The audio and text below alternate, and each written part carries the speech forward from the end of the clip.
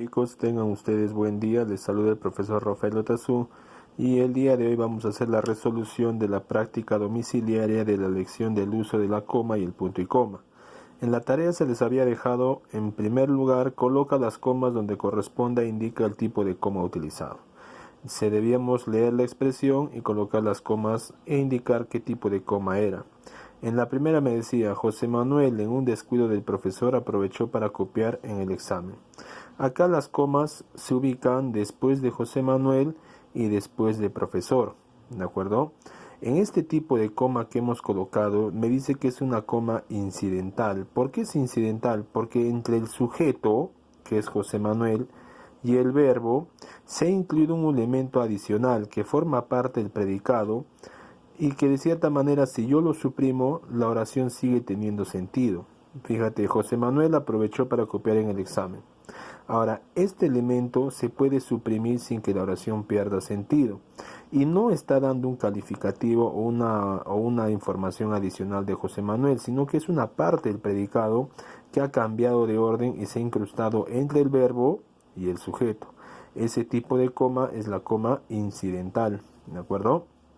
En la segunda me decía, cambiemos las armas por los libros, el odio por el amor. Acá nos dábamos cuenta que la coma tenía que ir acá después de odio, porque decíamos cambiemos las armas por los libros, el odio cambiemos por el amor. En este caso se ha suprimido el verbo cambiemos, sería una coma elíptica, ¿de acuerdo? Una coma elíptica, porque se ha suprimido, se ha eliminado el verbo cambiemos. En la tercera me decía, durante sus vacaciones Tatiana se fue de viaje a Tumbes. En este caso, fíjate, Tatiana es el sujeto, pero acá se le ha adicionado una parte del predicado. La coma tenía que ir en este punto de acá, después de vacaciones, porque esto es parte del predicado, a lo cual se le ha cambiado el orden y se lo ha mandado al inicio. Como se ha mandado al inicio y el sujeto ha quedado en el medio, entonces decimos que se ha usado una coma hiperbática. ¿En qué se diferencia la hiperbática de la incidental? En la incidental, el verbo y el sujeto son separados por una parte del predicado. En el caso de la hiperbática, el sujeto queda en el medio y el predicado se ha partido en dos, una parte al inicio y otra parte al final. ¿De acuerdo? Ahora vamos con la siguiente. Te dice, logramos recolectar libros usados, ropa en desuso, productos enlatados y gran cantidad de frazadas. Acá están enumerando, están dando una serie de datos, libros usados, coma, ropa en desuso, coma, productos enlatados y gran... Es una coma enumerativa, era sencillo. La siguiente decía, mi padre, al notar que mi hermana no estaba, salió furioso a buscarla en la noche. Lo mismo, fíjate, mi padre es el sujeto. ¿Quién salió furioso? Mi padre. Ahora, entre el sujeto y el verbo se ha incrustado una parte del predicado. Al notar que mi hermana no estaba, eso va a ir entre comas. En este caso tampoco me está dando una información adicional del sujeto, sino que es un dato adicional de la acción, ¿no? Que se ha cambiado el orden del predicado. Una parte del predicado ha ido al medio. Entonces en este caso es una coma también incidental. ¿Por qué? Porque entre el sujeto y el verbo se ha incrustado una parte del predicado incidental. Ahora me dice, fíjate en esta, Japón, el imperio del sol naciente, es uno de los países más prósperos. Fíjate, acá también la coma va a ir acá y acá, ¿no? El imperio del sol naciente. Ahora, en este caso, profesor, ¿por qué es una coma positiva y no es incidental? En este caso, la coma positiva me sirve para adicionar información del sujeto. En este caso, el sujeto es Japón.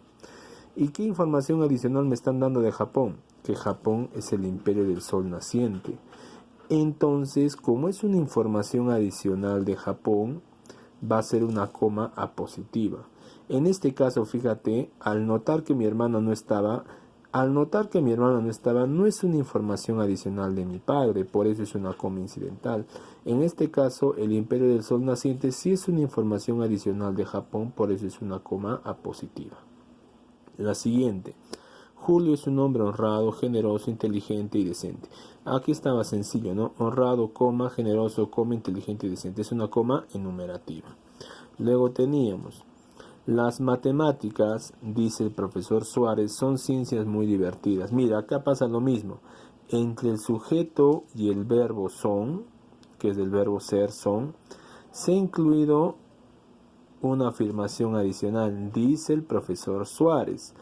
Eso va a ir entre comas y como está dando una información que complementa al predicado, es parte del predicado, vamos a decir que es una coma incidental, porque entre el sujeto y el verbo se ha incluido una parte del predicado. ¿De acuerdo? Por último, la farmacia Sanatorio abre 24 horas al día y la farmacia Hermandad 18 horas.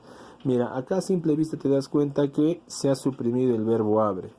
La farmacia Sanatorio abre 24 horas al día y la farmacia Hermandad abre 18 horas al día. Ahí va una coma que es la coma elíptica. ¿Por qué? Porque se ha suprimido el verbo abre. Ahora bien, vamos con la resolución de la segunda parte que me decía. Coloca los puntos y coma donde corresponda. Fíjate, leíamos la primera, me decía. Cada equipo se dedicará a distintas tareas. Los rojos a recabar información, punto y coma.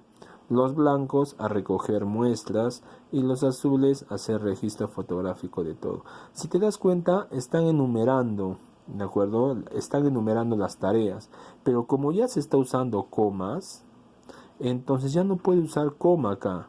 Entonces esta coma que era enumerativa se va a transformar en punto y coma.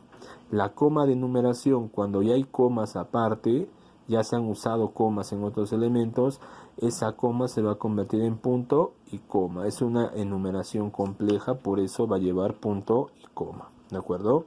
En la 11 me decía, accionó la alarma. El ruido ensordeció a todos los presentes. Acaba el punto y coma, ¿por qué? Porque esta acción ha tenido una consecuencia. Hay una relación de consecuencia, por eso se coloca el punto y coma. ¿De acuerdo? Ahora, en la 12, compren chocolate, crema y frutillas para la torta. Punto y coma. Jamón, pan y queso para los sándwiches. Punto y coma. Café, té y leche para el desayuno. Fíjate acá que se está enumerando lo que van a comprar. Y como ya están usando diferentes comas, en este caso mira, ya hay una coma de enumeración para la torta. Entonces, como están enumerando otros elementos, vamos a separarlo con punto y coma. Jamón, coma, pan y queso para los sándwiches. Esa es la enumeración de los sándwiches, punto y coma. Café, té y leche para el desayuno, la enumeración del desayuno. Entonces es una enumeración compleja. Ahora bien, me dice la 13. Bien lo decía mi papacito, al salir de Londres uno tiene que estirar la mano para que le reciban la propina. Sin embargo, ni bien llegas a París, todo el mundo te estira la mano a ti. Acá se ve el punto y coma antes del sin embargo, porque ya se te había indicado. En nexos largos, adversativos, no obstante, sin embargo, o en nexos consecutivos, en consecuencia, por consiguiente, siempre al inicio del nexo va a ir un punto y coma. Y al final del nexo una coma, porque es un nexo largo y aparte que es una oración larga. Entonces, por eso lleva punto y coma. Y por último, llegaron Paula, mi hermana, punto y coma, Susan, mi cuñada, Juan, mi sobrino y Laura, mi madre. En este caso también ha ocurrido una enumeración compleja. ¿Por qué? Porque ya has usado una coma elíptica acá. Juan, mi sobrino. Paula, mi hermana, Susana, mi cuñada. Entonces, como ya están dando a posiciones acá, información adicional, entonces una enumeración compleja, ¿de acuerdo? Entonces, por eso va punto y coma. Bien, chicos, esa ha sido la resolución. Espero que les sirva. Nos vemos.